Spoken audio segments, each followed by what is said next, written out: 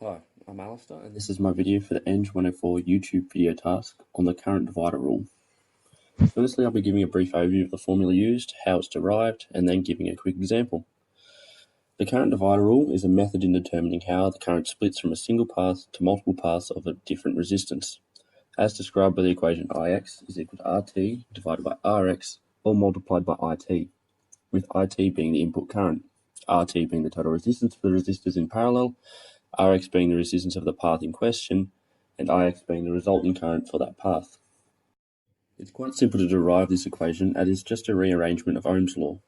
Using Ohm's law, we can determine that the voltage drop across the parallel section of this circuit can be simply described as V equals IT times RT.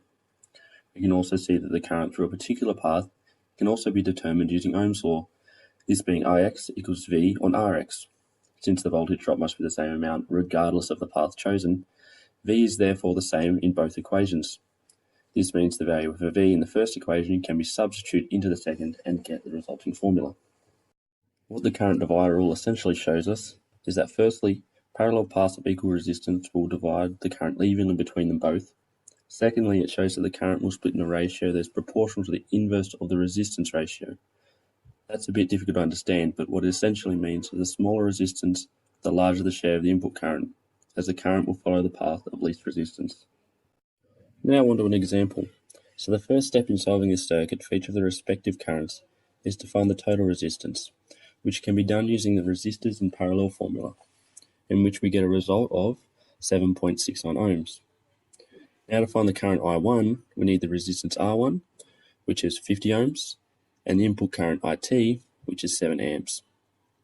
So we substitute these into our current divider rule formula, and we get I1 is equal to 7.69 divided by 50 multiplied by 7, which is equal to 1.08 amps, correct to 2 decimal places. The same can be repeated for each of the other two paths, with results of 0.54 amps for I2 and 5.38 amps for I3. These values can be checked using Kirchhoff's current law, which states that the current entering a node is equal to the current leaving a node.